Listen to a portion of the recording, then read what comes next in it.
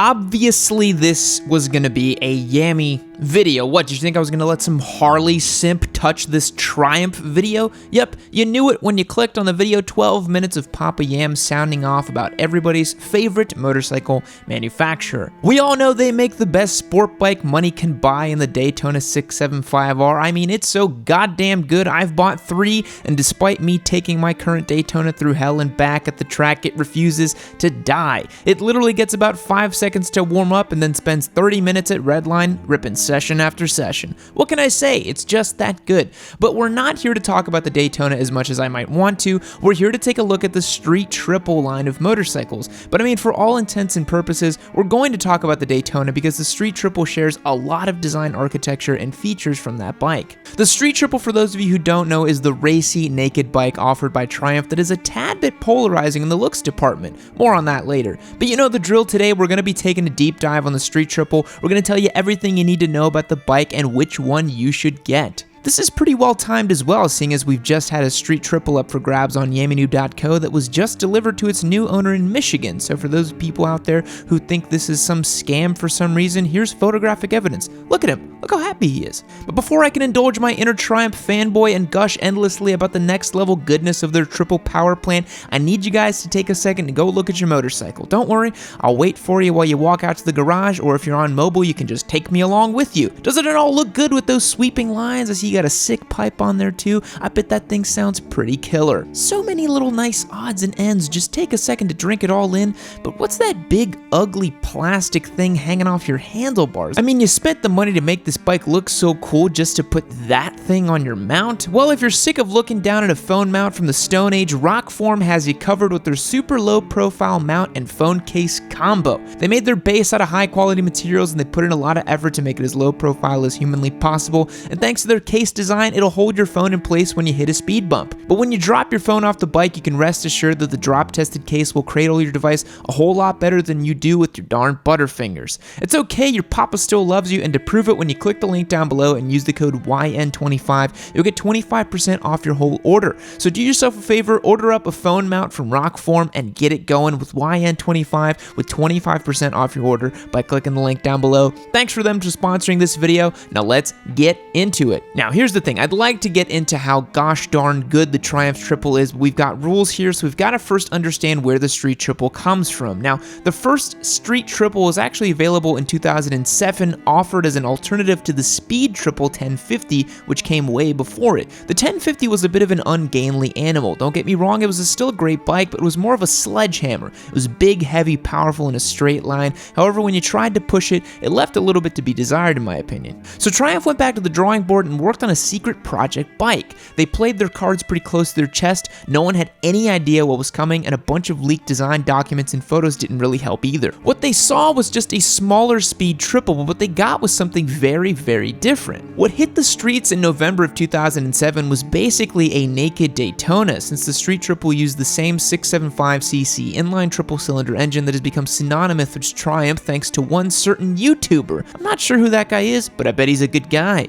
The first Street Triple made 105 horsepower and 50 foot-pounds of torque, which at the time was pretty dang spicy. I mean, the R6 only made 20 more horsepower with a whole extra cylinder. However, unlike the Daytona it was based on, the Street Triple found much more livable ergonomics with a handlebar over clip-ons, lowered pegs, and it didn't rev out as far, meaning you could actually use the power on the street. As a side note as well, the 675cc Triple features one of the most linear power bands probably in all of motorcycling. Take a look at this dyno graph. You can see that the torque curve is basically flat and the horsepower is basically Y equals X across the graph. That is very, very good. And like any good manufacturer, Triumph gave you some options. You get the base model for a little less. You could pick up the R trim, which featured fully adjustable suspension in the front and rear, borrowed from the Daytona, so you know it was pretty good. They gave the R a slightly higher seat height over the base models and pitched the rider a little bit more forward, and there were some other minor changes of the base model, but nothing really to write home about. When it launched, the Street Triple was an instant hit, even if the dual headlight look and neon paint schemes were a little polarizing. For the next couple of years, the Street Triple saw a few changes, but nothing of note until 2012 when Triumph revealed the new bug-eyed Street Triple. This was definitely a love it or hate it look, with the people who loved it thanking Triumph for bestowing upon them a work of art, and those who hated burning effigies of the Street Triple at bike nights. Obviously I'm kidding, but seriously go and look at a Street Triple Riders forum and tell me it doesn't feel like that. The next year, Triumph took more bits off the Daytona and slapped it on the Street Triple. The entire tail section and gas tank were exactly the same, and that still hasn't changed. As an anecdote, when I low-sided my Daytona at the track, it actually snapped the key off the ignition, so like any good fast boy, I switched over to a keyless setup. But I forgot to keep one of the keys and put fuel in the tank.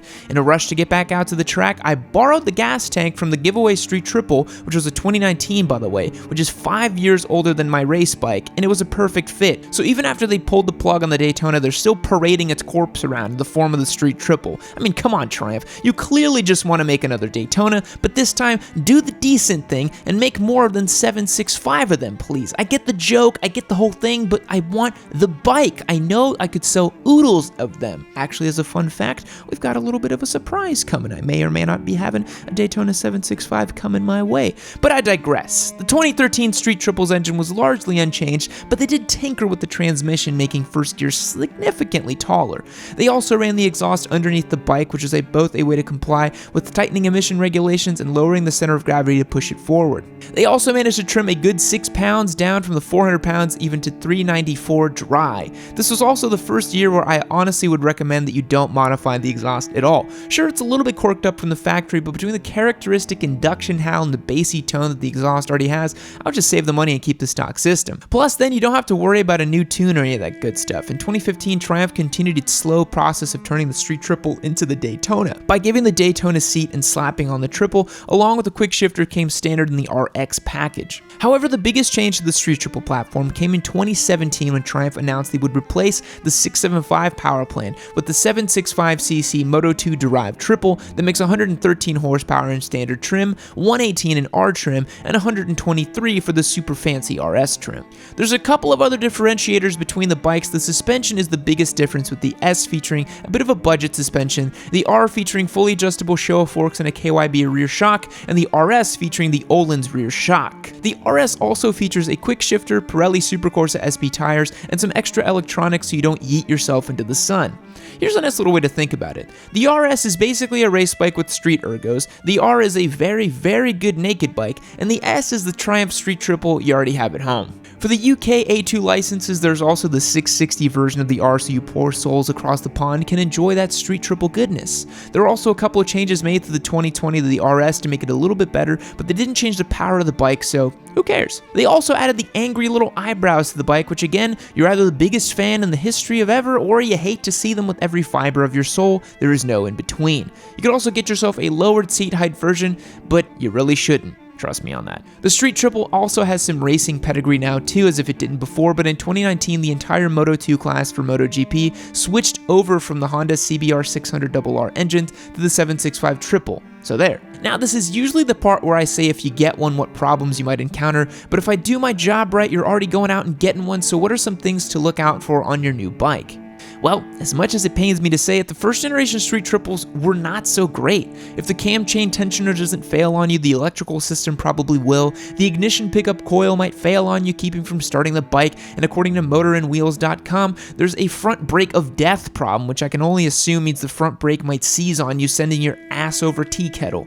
Anecdotally, we've seen reports of transmission issues with false neutrals and stripping gears, and among other things. I could go on and on about these issues, but when they come from a Eurobike, they're not problems, they're character. I mean, if you want a bike that's gonna work every time, just go buy some soulless Honda and harness your inner dad energy like spite, but that is not the way. I mean, how are you going to be smug and how cool and unique your bike is if you're riding on some bargain bin Big 4 bike? But in reality, you really shouldn't pick up a first-gen Street Triple unless you want a wrench on your bike. It's got a bit too many flaws.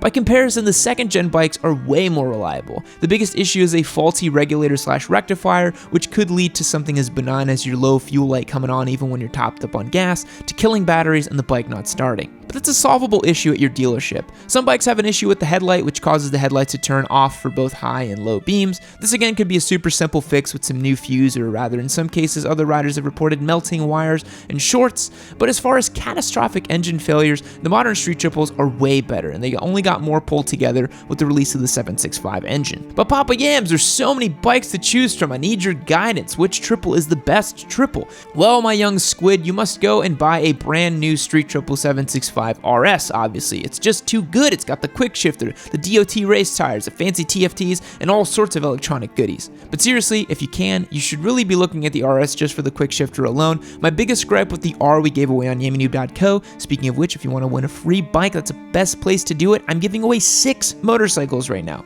Seriously, 6 of them. But my biggest issue with the bike was the lack of a quick shifter. I mean, it was such a premium package and so racy and track ready right out of the box. There was a crying shame that it didn't have the ability to just effortlessly run through the gears. But you can get your hands on older Gen 2 up-spec triples and ride confidently knowing you're on an amazing machine that can do whatever you want. Another alternative would be to get a Street Triple R and just slap a quick shifter on there. That's going to get you most of the way there too. In my opinion, the Street Triple is the gold standard for the road-going naked bike. It's got all the punch you'd ever need, with an engine with tons of characters stitched together with Triumph's very upmarket build quality, effortless flick-in and handling that's derived from the world's greatest middleweight supersport, the Daytona. And it just oozes class and style. Even when you pull up to a gas station, there's no way someone's gonna mistake you for being on some crotch rocket. The Street Triple is a sweetheart of a bike, and I think it's a class-leading naked by far, even if those headlights are a little bit divisive.